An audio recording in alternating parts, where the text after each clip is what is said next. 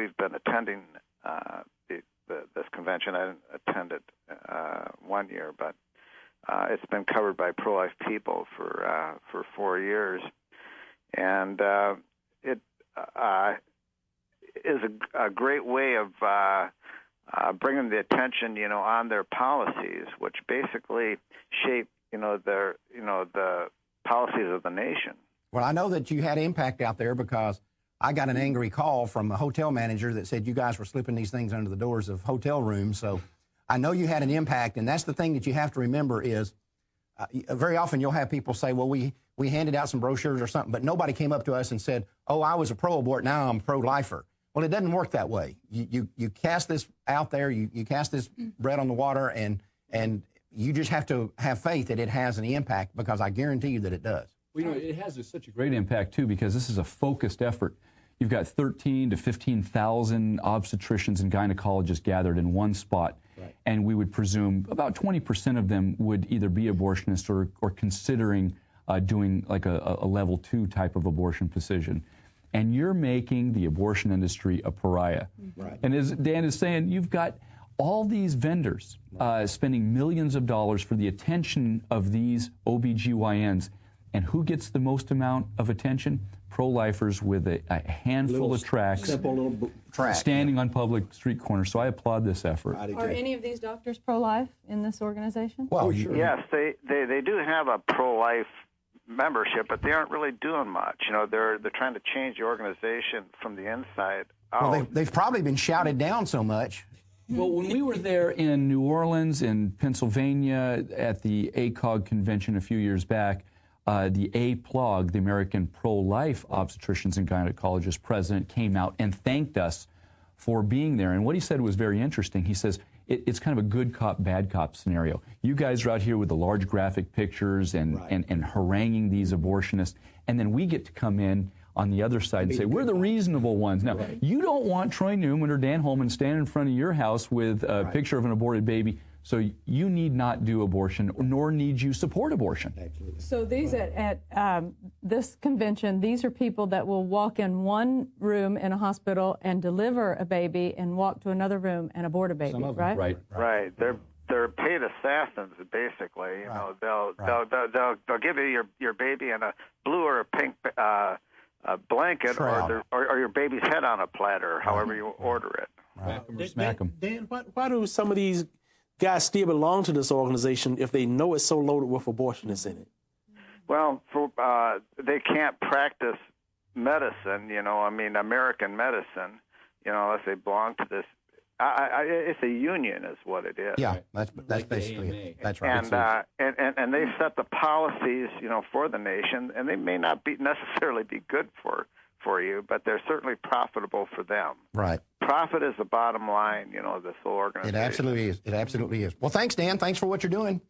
All right. Thanks for having us. And thanks for joining us today. Another interesting point about this, all these obstetricians get together, and they have to have additional credits yearly in order to maintain their doctor's license. And so they come to these conventions to get additional credits. And CME credits. And they teach how to do abortions, partial birth abortions, first trimester abortions, RU46 abortions at these conventions. So this is an excellent spot to get all the abortionists in one area. Well, we had another event out here that took place up in Michigan. And last month we told you guys about it. Dr. Levon Ewell, we provided some brochures and stuff to him of our Lynching is for Amateurs brochures. My favorite one. Yeah. Well, I've got an update of it, so you're going to push the envelope a little bit more. I think you've already seen that. Dr. Ewell's joining us from Ypsilanti, Michigan. Hello, Dr. Ewell. Hi, how are you doing today? Fine, sir. How are you doing? Doing just great, and good morning to everyone there. Good morning. Greetings. Now, you attended the NAACP convention this year with our brochures, did you not? Yes, we did, and I want to thank you for, again, those brochures, and it really helped us folks hearing about it, and we had about 100 pro-life folks that showed up to be part of this demonstration. Wow. Catholic, Protestants, black, white, little, small, big. It was quite a group, and also Dr. Alveda King came and was part of the demonstration. And we passed out thousands of those flop brochures that you sent us. Now, we sent about 10,000 of them. Did you get them all out, or do you still have some left? No, I still have some. Good. But What we are doing is contemplating. The NAACP is having its national convention here in July, and we're thinking seriously about going back because this time we'd be able to reach their organization from a national level. Even though the dinner that we picketed was the largest, well, at least they bill it as such, the largest sit-down dinner in America, where approximately 10,000 folks. And they had Bill Clinton there. Bill Clinton was their speaker, and there was thousands and thousands of people were there. And we had the opportunity to share. Dr. Monica Miller, who's an associate professor at Madonna College, she co-sponsored this activity, and she, along with Steve Kongreski and other folks, were there talking to folks. And Alveda King and myself, we had a bullhorn, and we were making people aware of the fact why we were there.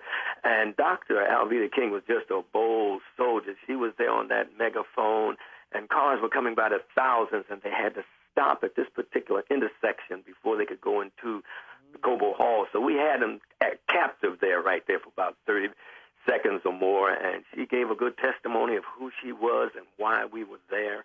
And as always, it's so surprising to me how many folks will say to us, why are you out here? We don't have this going on in our community. But to say the least, it's just the opposite. You know? And now, Dr. Ewell, what does the average NAACP person member really think about abortion? A case in point, two ladies, they had gotten the brochure, and they looked at it, and they came back and said to our people, does this really happen in the black community? Here were some black seniors going north, and this is the happening of the happening here. I mean, they're just dressed, everyone is in their finest.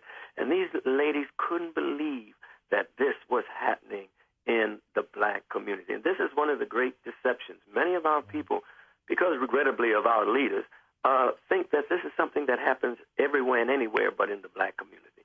So it was quite a wake-up call for many of those going to the convention. Yeah, it's so odd to me that it's just the opposite when these people say, oh, this can't be going on in the black community. And black women make up 12% of all American women, but they have 35% of the abortions. Exactly, when you're aborting 2/3 of your population. But I lay that right at the feet of our leaders in the church in particular that has been so silent. I was at a church just this past Sunday, and I started talking about it. And the young lady, she hadn't even heard of it. What are you talking about? And that's to our detriment. And these men who say they're men of God are going to have quite a moment of judgment if they don't hurry up, wake up, get up, and get involved in this. Well, I always say whether they're black or white, it doesn't matter. Yes. When Jesus said, many will come in my name, and I did not know you, these are the people he's talking about right here. Absolutely. And see, we're in an area that is extremely union and extremely Democrat, and from academia to the clergy to the unions. So this type of thing is smothered. Case in point, we were surrounded by the media. We had all kinds of signs, professionally made signs, homemade signs, the very thing that media likes, except for the great big pictures. We had the big pictures, right. And they totally ignored our presence. Now, if we were just 5 people who would have had a sign that said Bush lied and people died, would have been all over TV. But because of our subject, they totally blacked that out as a news item. One guy, and this was NBC, one of the major networks, one of the cameramen flipped over to us and said, I'm going to take this, I'm going to try to get it on the air.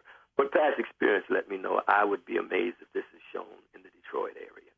Now, do the Al Sharptons and the Jesse Jacksons attend this? Well, you see Jesse Jackson, he grabs 15 folks and puts a sign on, and he gets nationwide coverage. They'll follow him all over the world. Yeah, now here we are with 100 people, integrated, black, white, I'm telling you, every denomination. We sent out news media